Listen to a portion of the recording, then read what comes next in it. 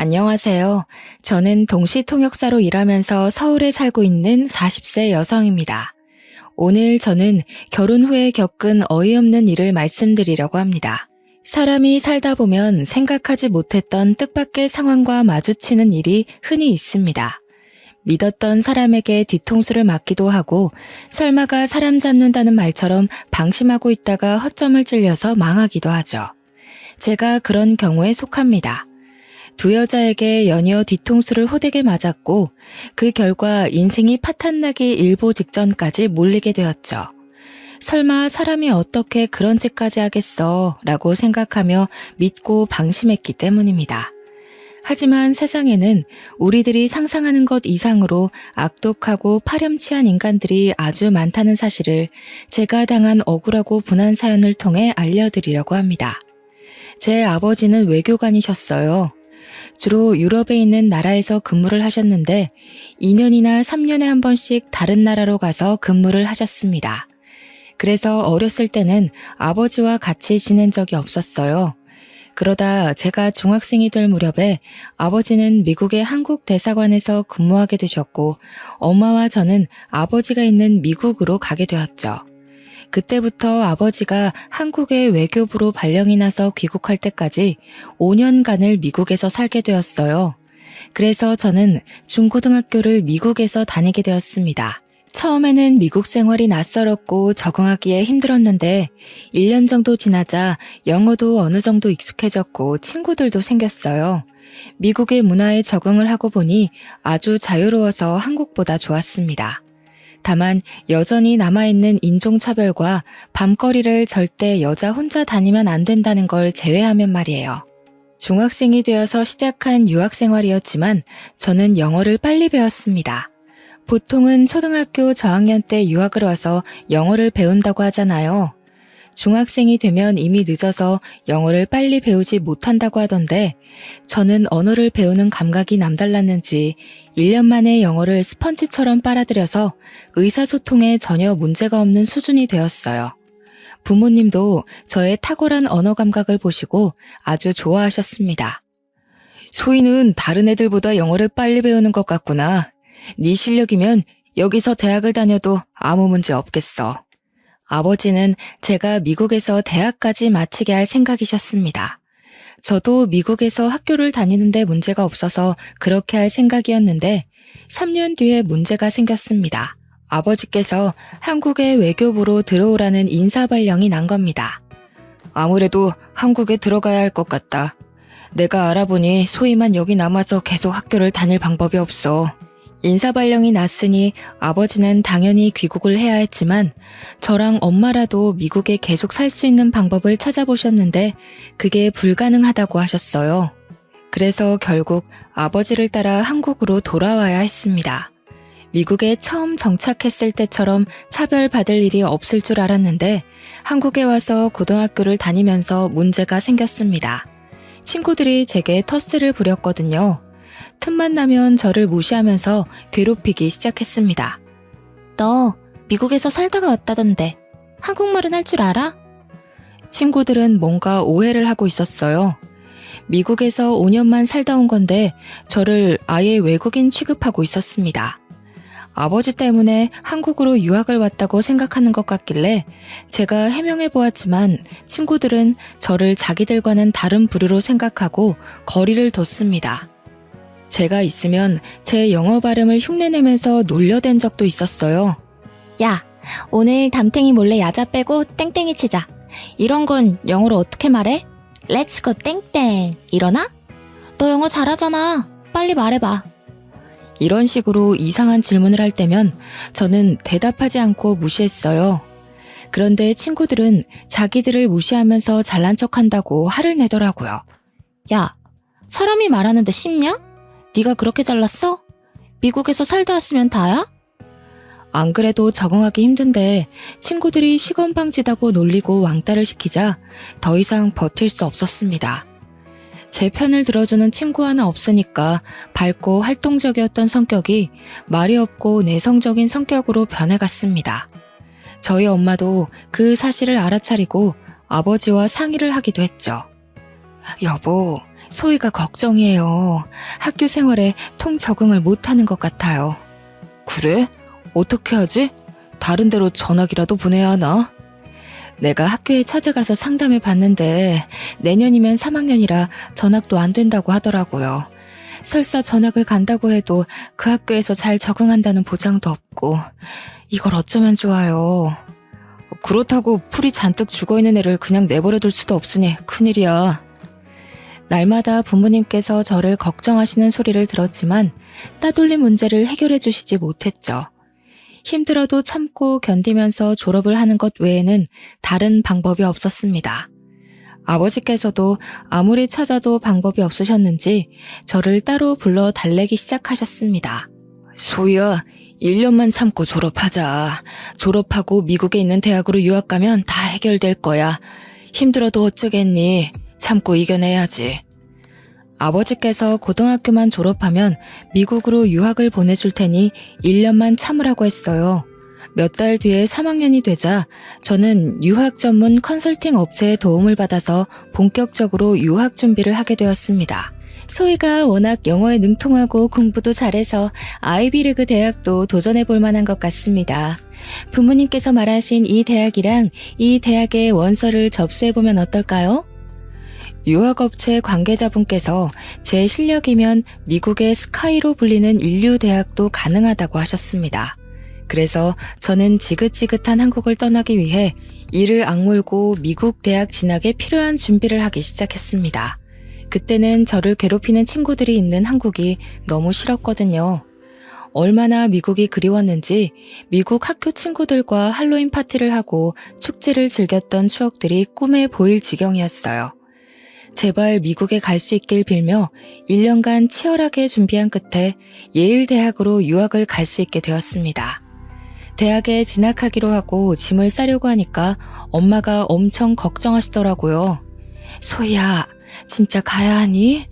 아무리 전에 살았다곤 하지만 너 혼자 잘 지낼 수 있겠어? 괜찮다니까 몇 번을 말해. 내가 미국에서 안 살아본 것도 아니고 걱정하지 마. 제가 이렇게 말해도 엄마가 끝까지 걱정이 되셨는지 출국하는 제 손을 잡으며 울기까지 하셨습니다. 그 전에는 부모님과 같이 살았기에 문제가 없었는데 이제는 저 혼자 미국에서 살아야 하니까 불안하셨나 봐요. 그래서 엄마를 꼭 안아주며 울지 말라고 다독였습니다. 엄마, 애같이 왜 울어? 나도 이제 성인이야. 딴 생각 안 하고 공부만 해서 통역사 돼서 올 테니까 기다리고 있어. 만약 한국이 싫어서 유학을 가는 것이 아니었습니다. 동시 통역사로 장래 희망을 정해놨기 때문에 저는 꼭 유학을 가야만 했죠. 유학 전문업체 담당자도 유학 신청 서류에 장래 희망을 적어주면 붙을 확률이 높아진다고 하더라고요. 왜 미국 대학에 가려고 하느냐, 유학 생활이 너의 장래 희망에 어떤 도움이 되느냐와 같은 질문에 답을 해야만 했는데 제 생각을 읽었는지 업체 관계자가 동시 통역사라는 말을 꺼냈습니다. 유학 신청서에 내가 목표로 하는 일이 따로 있다고 적어야 돼. 예를 들자면 동시 통역사 같은 직업들을 적어주면 좋을 거야. 그 말을 듣고 저는 동시 통역사가 되기를 원한다고 적었어요.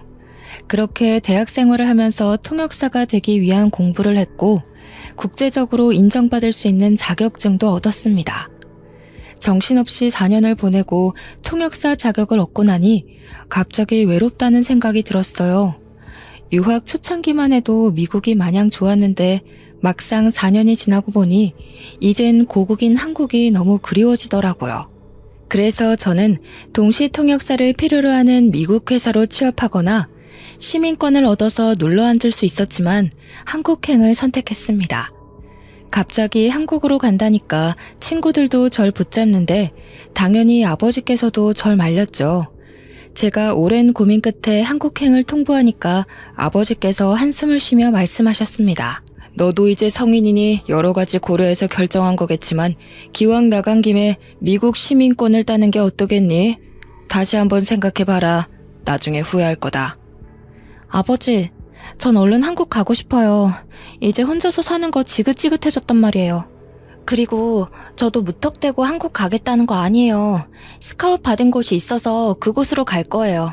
아버지가 가길 원했던 미국 대기업은 아니었지만 한국에서 이름만 대면 누구나 알 법한 땡땡그룹과 동시 통역사 계약을 하게 되었거든요. 몇 분 동안 전화 실랑이를 펼친 끝에 결국 아버지께서 두 손 두 발을 드셨습니다. 땡땡그룹에서 3년 동안 일을 하고 있었을 때였을까요? 제가 30을 바라볼 때쯤 남편을 만나게 되었어요. 영국에서 열린 무역 박람회장에서 마케팅 팀장이었던 남편을 처음 만나게 되었습니다. 정말 잘생기고 키도 한칠한 게 여자들한테 인기가 많을 것 같더라고요. 보는 순간 호감이 들어서 남편과 눈이 마주치자마자 웃으며 인사했습니다. 남편도 저를 보고 환하게 미소 지으며 예의 바르게 인사해 주었죠. 안녕하세요. 정철민이라고 합니다. 잘 부탁드려요. 네, 반가워요. 제가 들으니까 미국에 있는 대학을 나오셨다고 하던데 맞나요? 네, 몇 년 동안 미국 물 좀 먹었습니다. 혹시 어느 대학 나오셨나요? 예일대학에서 경영학 공부를 했어요. 어머, 저도 그 대학 나왔어요. 정말요? 여기서 유학 동창을 만나다니 더 반갑네요. 전공이 달라서 몰랐는데 남편과 제가 동창이었더라고요. 그걸 계기로 저희는 빠르게 가까워졌습니다. 틈나는 대로 사적인 대화도 많이 나누고 전화나 문자도 자주 나누었죠. 박람회가 끝날 무렵 남편이 제게 먼저 대쉬를 하기도 하였습니다. 소희씨, 이번 회의 때 동시통역을 아주 잘해주셔서 감사합니다. 제가 밥 한 끼 사드리고 싶은데 한국에 돌아가서도 연락드려도 될까요? 네, 물론이죠. 언제든지 연락 주세요.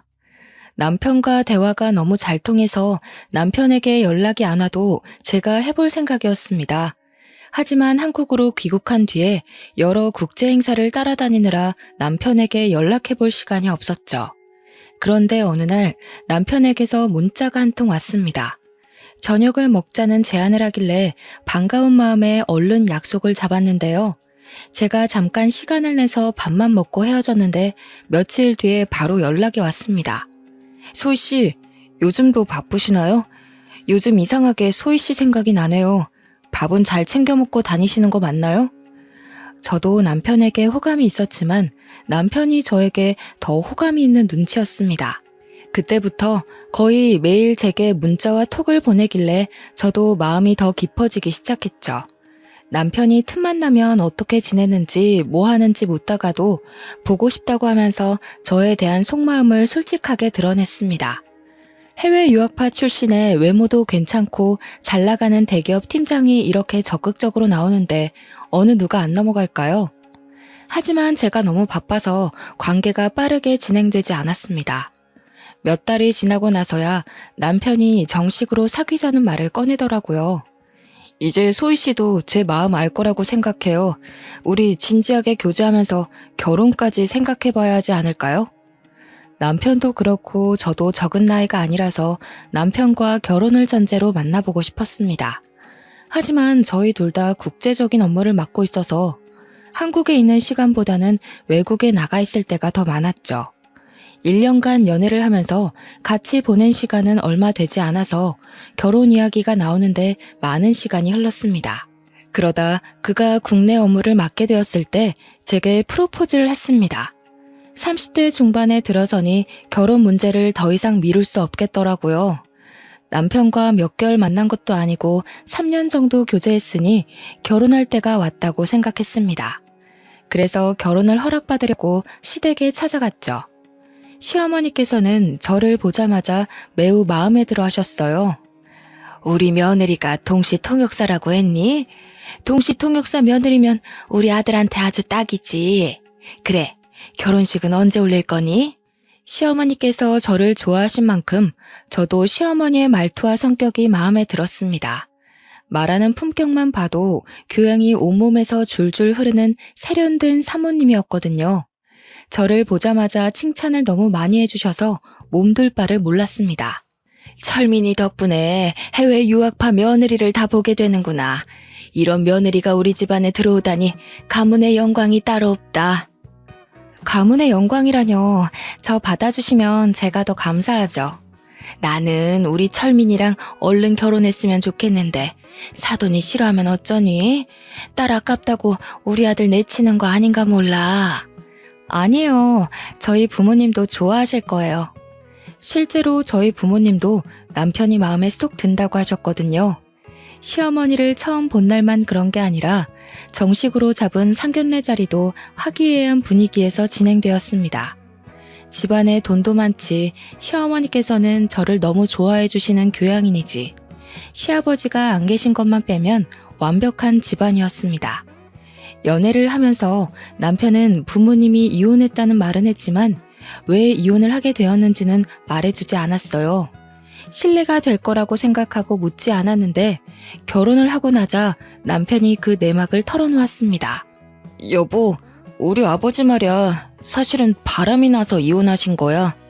뭐? 시아버지께서? 남편 말로는 아버님께서 아주 잘 나가는 사업가셨고 계열사를 5개나 거느리고 있는 작은 그룹의 회장이었다고 합니다. 그런 시아버지의 한 가지 약점은 여자를 너무 밝힌다는 것이었죠. 더 기가 막힌 사실은 시아버지께서 먼저 불륜 사실을 털어놓았다는 거예요. 여보, 이제 우리 철민이도 다 컸으니까 이제 정리하자. 진심으로 사랑하고 같이 살고 싶은 사람이 생겼어. 뭐라고요? 당신 미쳤어요? 다른 여자랑 살 거니까 이혼하자는 거예요? 시아버지께서 언제부터 누구랑 불륜을 저지르고 있었는지 아주 당당하게 털어놓았다고 해요. 하지만 어디 이혼이 그리 쉽나요? 시어머니가 남편 결혼시키기 전까지 이혼 못한다고 하니 시아버지께서 놀라운 제안을 꺼내놓았습니다. 이혼하자. 내가 가지고 있는 회사 중에서 가장 괜찮은 회사 줄 테니까 그걸로 퉁치자고. 회사 하나를 시어머니께 줄 테니 골치 아프게 위자료 소송 같은 거 하지 말고 조용히 끝내자고 하셨답니다. 시어머니께서 화를 내시면서 헛소리 말라고 무시하니까 시아버지께서 집에 들어오지 않으셨다고 하죠. 남편하고 동갑인 이때 어린 내연녀에게 완전히 홀려서 이미 마음이 떠났는데 어쩔 수 없었다고 합니다. 소송해봐야 돈만 많이 나가고 동네에 소문만 나니 시어머니께서 회사만 받고 모든 관계를 정리했다는 겁니다. 그 회사를 시어머니께서 맡아서 운영하고 계시지만 나중에는 남편이 이어받을 거라고 하더라고요. 제가 왜 말하지 않았냐고 물으니 남편이 미안하다는 말과 함께 이렇게 말하였습니다. 어느 집안이나 감추고 싶은 흑역사가 있잖아. 그래서 말 안 했던 거야. 당신은 이해해 줄 수 있지? 그래, 요즘 이혼하는 사람들이 한둘이 아니잖아. 우리 삼촌도 이혼했는데 잘만 살고 계시더라. 나는 이혼에 편견 없어. 오히려 시아버지께서 스스로 떠나줘서 다행이라고 생각했죠. 바람을 피운 남편 덕분에 사업가가 된 시어머니께서 집안 살림에 큰 보탬이 돼주셨거든요. 그래서 저는 결혼 후에도 통역사 일을 계속하면서 커리어를 쌓아갔습니다. 그렇게 3년이 지나갔고 미국에서 국제회의를 마치고 돌아왔는데 엄청난 사건이 터지고 말았습니다. 일주일 전에 남편이 교통사고를 당해서 세상을 떠났다는 충격적인 소식에 기절을 할 뻔했죠.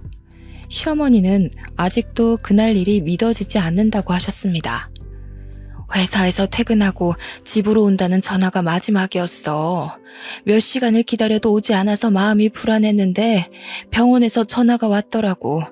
트럭하고 정면으로 부딪히는 바람에 병원에 왔을 때는 이미 이 세상 사람이 아니었대. 아이고, 불쌍한 내 새끼.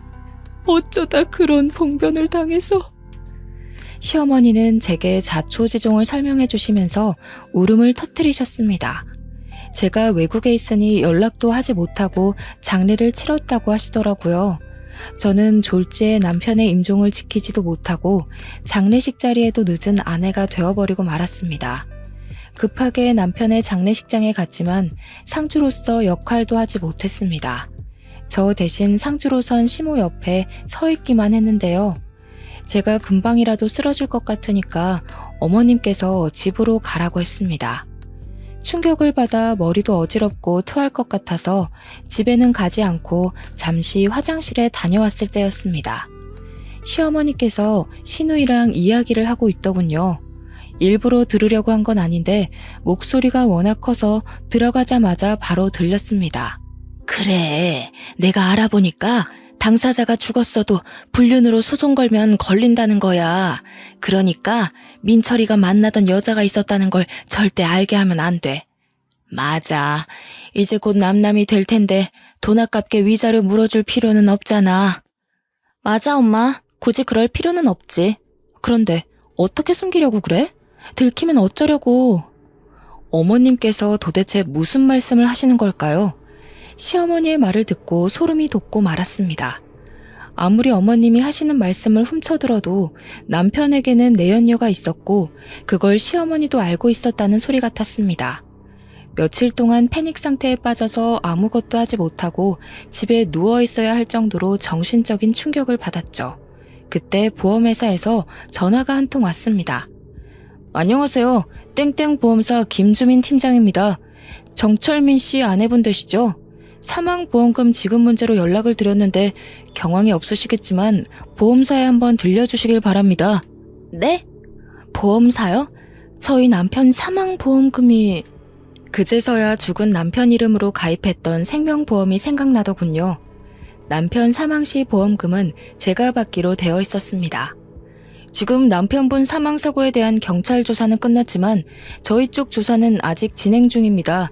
거기에 관련된 보고를 드리려고 하는데요. 언제쯤 뵐 수 있을까요? 보험회사로 가보니 사고조사 담당자가 사망사고의 경우에는 경찰 조사와는 별도로 보험회사에서 다시 조사를 한다고 하더라고요. 보험금을 노린 자살이나 타살 사례가 워낙 많아서 면밀하게 들여본다고 하셨습니다. 그래서 얼마나 걸릴까요? 보험금 지급이 걸린 문제여서 경찰보다 더 철저하게 조사합니다. 그래서 조금 더 기다리셔야 합니다. 한 달은 걸릴 것 같은데 우선 사고 당시에 같이 계셨던 여성분도 저희가 불러서 증언을 들어야 하고. 네? 같이 있었던 여성이라고요? 네, 경찰 조사에는 동승한 여성이 있었다고 적혀 있었습니다. 그게 누구죠? 그건 저희가 말씀드릴 수 없습니다. 경찰 쪽에 문의드려도 저희처럼 안 된다고 하실 거예요. 대신 담당자분께서 사고에 대한 대략적인 설명은 해주셨습니다. 자세히 들어보니 시어머니께서 하신 말과 전혀 달랐습니다. 남편이 퇴근하고 혼자 집으로 가다가 사고가 났다고 했는데 사실 양평에서 사고를 당했다고 하더라고요. 저희 집과는 정반대에 있는 곳이었습니다. 그래서 저는 바로 경찰서를 찾아가서 남편의 사고를 조사했던 경찰관을 만났습니다. 경찰관 분께서 제 신분을 확인하고 서류에 사인을 하라고 한 다음에 남편이 어떻게 사고를 당해서 죽게 되었는지 자세하게 말해주셨죠. 경찰에서는 이미 종결된 사건이니까 전부 말씀드릴게요. 먼저 동승했던 여성분이 있었던 건 사실입니다. 사고가 난 다음에 신고도 그 여성분이 했으니까요. 여기 그 여성분이 증언한 내용입니다. 내연녀의 말에 따르면 그날 남편과 같이 양평으로 드라이브를 갔다고 합니다. 같이 저녁을 먹을 동안 내연녀는 맥주를 좀 마셨고 남편은 술을 먹지 않았다고 해요. 식당을 나와서 바람을 쐬려고 드라이브를 하는데 내연녀는 맥주를 마셔서 화장실이 급해졌다고 하죠. 그래서 국도변 갓길에 차를 잠깐 세워놓고 내연녀는 풀숲으로 들어가서 볼일을 봤다고 하는데요. 급한 용무를 마치고 숲에서 나오는데 갑자기 대형 트럭 한 대가 남편이 타고 있던 차를 뒤에서 들이박았다고 합니다. 졸음 운전을 하던 트럭 기사가 갓길에 서 있던 남편의 차를 그대로 박아버렸다는 거죠. 그 사고로 남편이 타고 있던 자동차가 트럭 밑에 깔려버렸고 남편은 현장에서 바로 사망했다고 들었는데요. 당연히 저는 사건의 진실을 듣자마자 내연녀가 누구인지 물었습니다. 죄송하지만 그 여성분의 신원에 대해서는 저희도 알려드릴 수가 없습니다. 제가 알려달라고 매달렸지만 끝까지 알려주지 않더군요. 경찰서를 나오는 제 머릿속은 혼란스러워졌어요. 남편이 외도를 하고 있을 거라고 상상조차 안 해봐서 충격은 더 심했습니다. 죽은 남편을 상대로 불륜소송을 해야 하나 싶었지만 당사자는 이미 죽고 없어졌는데 그렇게까지 해야 하나 싶었습니다. 하지만 남편의 불륜을 알고 있었으면서 돈을 아끼려고 거짓말을 한 시어머니가 괘씸하다는 생각이 들었어요. 그래서 변호사를 만나 어떻게 해야 하는지 상의하고 있는데 갑자기 모르는 여자에게 전화가 왔습니다. 여보세요? 최소희 씨 본인 맞으시나요? 네, 그런데요. 누구시죠? 저는 소희 씨 남편이랑 내연 관계 가졌던 여자예요. 네? 뭐라고요? 내연녀에 대해 어떻게든 알아내려고 변호사를 찾아간 건데 내연녀가 제 발로 찾아온 겁니다. 카페에서 만나서 이야기하자고 하길래 떨리는 심정으로 내연녀가 문자로 보내준 주소로 찾아갔죠. 내연녀를 실제로 보니 남편이 한눈에 반해서 넘어갈 만해 보였습니다. 얼굴도 몸매도 저보다 더 나아 보였거든요. 하지만 성격은 어찌나 고약한지 절 보자마자 재수없는 소리를 해댔습니다. 멀뚱히 서서 뭐 하세요? 시간 없으니까 얼른 앉으세요. 우리가 아주 불편한 관계라는 거 알아요. 하지만 그 사람은 이미 이 세상을 떠나고 없는데 우리끼리 싸워봤자 무슨 소용이 있겠어요? 내연녀는 뻔뻔하게 나오니까 코웃음이 절로 나오더군요. 제가 어이없는 표정으로 콧방귀를 뀌고 있는데도 내연녀가 꿋꿋하게 제게 제안을 했습니다. 소희 씨 시어머니도 저에 대해 알고 있어요. 그걸 증명하면 죽은 남편이 아니라 시어머니를 상대로 위자료 청구를 할 수 있다고요. 그래서요? 지금 위자료 청구해서 반반씩 나누기라도 하자는 거예요? 잘 아시네요.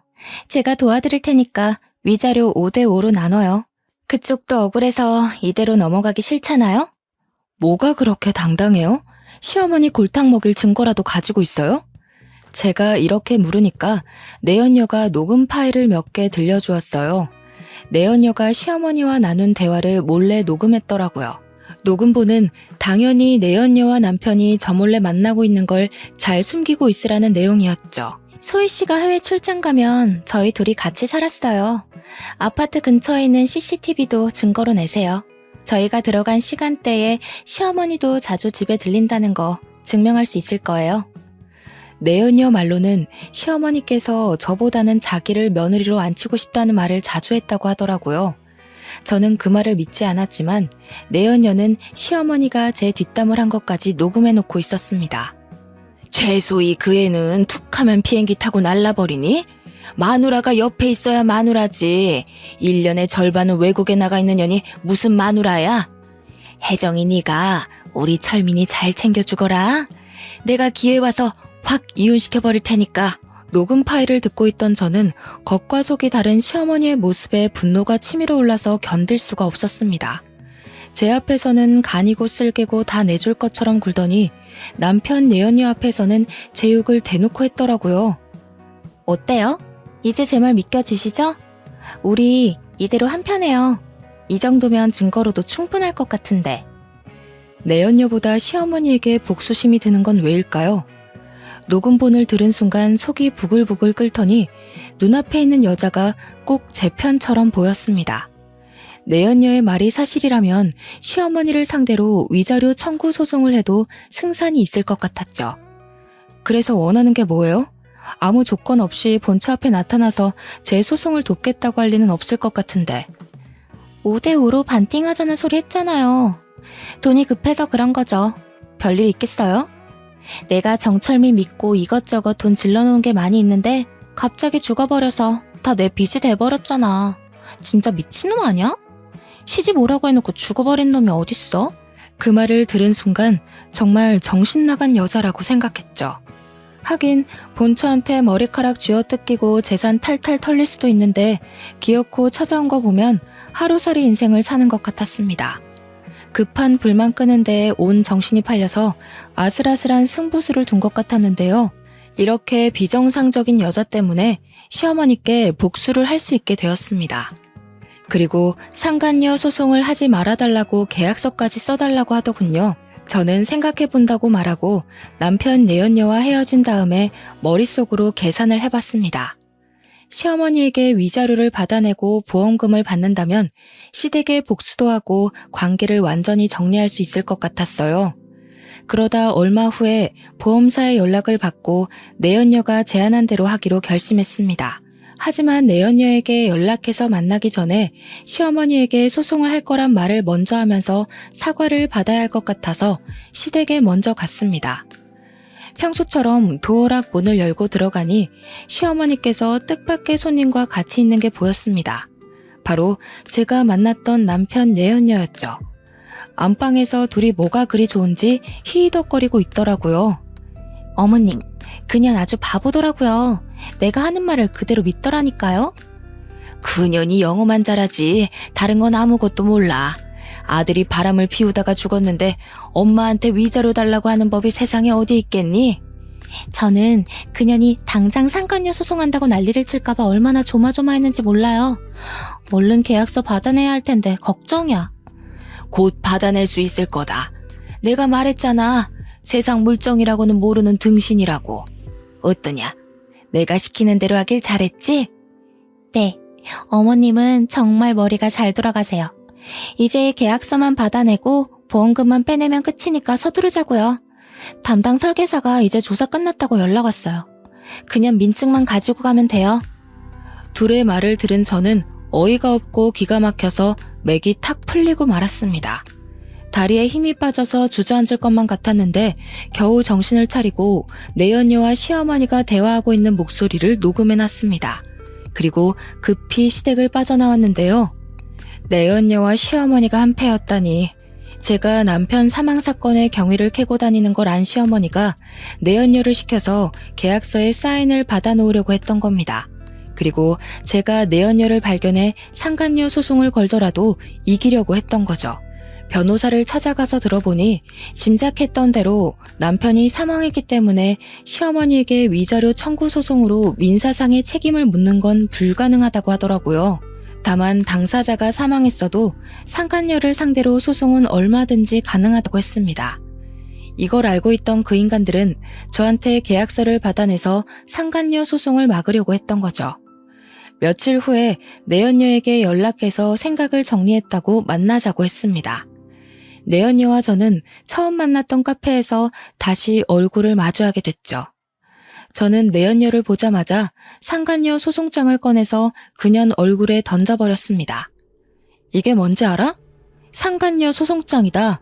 내가 미쳤다고 다른 사람도 아니고 내연녀 말을 믿어주겠니? 상간녀 소송이 시작이니까 정신 똑바로 차리고 있어. 네가 가지고 있는 재산 탈탈 털어줄 테니까. 뭐? 지금 무슨 소리 하는 거야? 상간녀 소송이라니? 내가 네 시모랑 하는 말 다 들었어. 이제 그 할머니 내 시어머니 아니야. 네가 가져. 내가 너랑 네 시모 빈털터리 만들어줄 테니까 기다리고 있으라고. 네가 진짜 정신이 나갔구나. 무슨 증거로 상간녀 소송을 걸었는데? 내가 준 녹음본? 그거 하나만으로 소송 성공할 것 같아? 그래, 이 멍청한 거사. 내가 친히 네 시어머니랑 작당한 것도 녹음해놨으니까 각오하고 있으라고. 내연녀가 저를 향해 쌍욕을 내뱉길래 내연녀가 상황 파악을 할 수 있도록 찬물을 얼굴에 부어주었습니다. 그리고 집에 와서 서랍장을 뒤져보니 제 주민등록증이 없어져 있더라고요. 시어머니가 가지고 간 게 분명했습니다. 그 길로 바로 경찰서로 가서 시어머니와 내연녀의 대화를 녹음한 파일을 제출하고 둘을 문서 위조와 사기 혐의로 고발했습니다. 시어머니는 남편의 사망보험금을 가로채려고 보험 설계사와 짜고 서류를 위조하고 제 신분증을 훔쳐서 내연녀가 제 행세를 하도록 만들었더라고요. 위조죄로 깜빵에 보내겠다고 하니 시어머니가 제 집까지 찾아왔습니다. 억울하다며 펄쩍 뛰길래 경찰을 부른다고 했죠. 그랬더니 이번엔 내연녀 탓을 하며 제게 매달리더군요. 나는 널 속이려고 한 게 아니다. 철민이랑 바람핀 년이 나한테 협박해서 그랬어. 나는 시키는 대로 했을 뿐이야. 나는 아무 잘못도 없으니까 한 번만 봐주라, 응? 봐주긴 뭘 봐줘야죠? 내연녀보다 더 나쁜 게 어머님이에요. 어머님 양심이 있으면 제대로 죗값 받으면서 제 인생에서 나타나지 말아주세요. 소희야, 왜 그러니? 왜 내 말을 안 믿어줘? 나보다 내연녀 말을 믿는 게 이상한 거야. 그래, 그 녹음본도 내연녀가 위조한 거다. 그러니까 나 좀 살려줘. 위조한 거라고요? 말도 안 되는 소리 하지 마세요. 제가 어머님 말을 믿을 것 같아요. 경찰 불렀으니까 나중에 법정에서 보게요. 안 돼. 진짜로 경찰을 불렀다고? 이 우라질 같은 거사. 감히 날 신고해? 내가 밥 해주고 집 지어준 건 생각도 안 하니? 부모같이 대해줬건만 근본도 없는 년이. 결국 제가 부른 경찰이 와서 시어머니를 끌고 가는데도 끝까지 자기는 아무 잘못 없다고 욕설을 내뱉더라고요. 그렇지만 경찰이 조사 과정에서 확보한 증거를 들이대자 그제서야 잘못했다고 울고불고 난리를 치면서 제게 보험금을 돌려줄 테니 용서해달라고 빌었습니다. 하지만 이건 돈이 문제가 아니라 인간이 가져야 할 양심과 법적인 문제였어요. 아무리 돈에 눈이 멀어도 미망인이 된 며느리를 속이고 내연녀와 편을 먹다녀. 시어머니가 더 이상 사람으로 보이지 않았고 도저히 용서할 수 없었습니다. 내연녀는 물론 시어머니에게 위자료 소송을 걸었는데요. 내연녀와 시어머니는 제게 거액의 위자료를 물어줘야 했습니다. 그리고 민사상의 책임을 졌으니 이젠 법이 정한 형사상의 책임을 질 차례였어요. 시어머니와 내연녀는 구속되어서 법의 심판을 받게 되었습니다. 자기 꾀에 자기가 빠진다는 말처럼 자신의 잘못을 피하려고 무리를 해서 머리를 굴리다 보면 자승자박의 꼴이 되기 마련입니다. 잘못된 행동을 하지 않는 게 가장 좋겠지만 잘못을 저질렀다면 잔머리를 굴리면서 피하려고 하지 말고 솔직하게 잘못을 인정하고 그에 합당한 대가를 치러야 한다고 생각해요. 그렇지 않으면 더 큰 화가 반드시 돌아온다는 걸 기억하시길 바랍니다. 저는 깜빵에서 썩어가고 있는 시어머니와 내연녀를 보며 오늘도 정의롭게 살아가야 한다고 느끼고 있습니다. 제 할 거 열심히 하면서 기회가 되면 좋은 사람 만나가며 즐겨야죠. 상처를 너무 많이 받아서 제 팔자의 결혼은 무리일 것 같습니다. 끝까지 읽어주신 모든 분들은 저랑 다르게 가족들과 행복하게 잘 지내시길 바랍니다. 감사합니다.